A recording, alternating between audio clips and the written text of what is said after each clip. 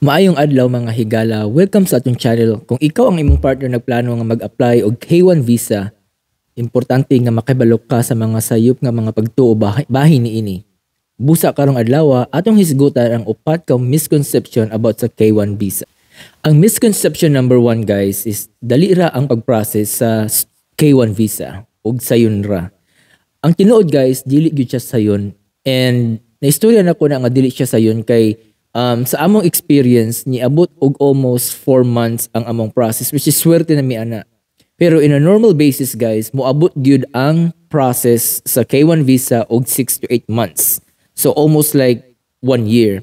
So dapat gyud guys ang inyong buhaton para at least ready mo or prepared mo sa umaabot nga interview or sa umaabot nga pag-file ninyo sa K1 visa.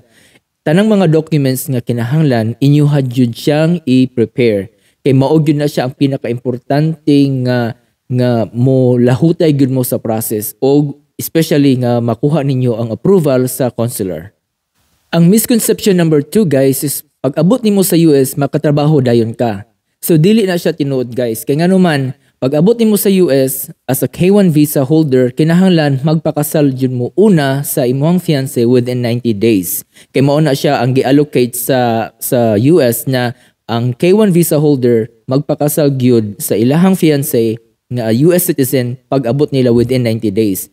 Ug ang ikaduha guys nga akong point ana or akong tips is kinahanglan mag-apply dayon mo o kung gusto jud ka mag-work dayon, kinahanglan mag-apply ka sa form I-175 or 1765 para apply ka og work or makakuha ka og work permit. So mao na siya ang pinaka-importante guys. Ug mao na siya ang dapat nato nga ma-clear nga dili na siya tinuod nga once makaabot ka sa US as a K1 holder or K1 visa holder, maka-work jud dayon. So dili na siya tinuod guys.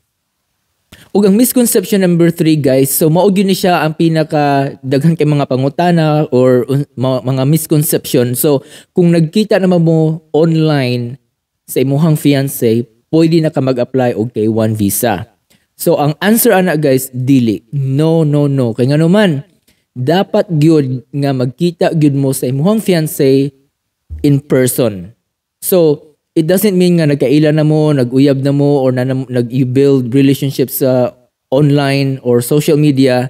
Kung asa man mo nagkaila sa imong partner, it means na pwede na mo mag-apply. Kay ang balaod nga gina-recommend gyud sa or requirement gyud sa US is kinahanglan gyud ang imong fiancé og ikaw magkita gyud mo in person. So dapat iklaro nato na guys ha. Ug ang pinaka last nga misconception guys about K1 visa is pag abot nimo diri sa US as a K1 visa holder, automatic ka makakuha ka og green card or mahimo kang green card holder.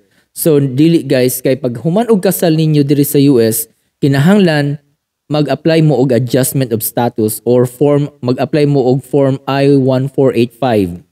So dili na siya pasabot guys nga pag makaabot na mo diri sa US, makakuha mo og visa, it means na makakuha mo og green card holder or mahimong mong green card holder. So dili guys. So dapat mag-apply jud mo sa imong fiancé or sa imong husband or imong wife og adjustment of status.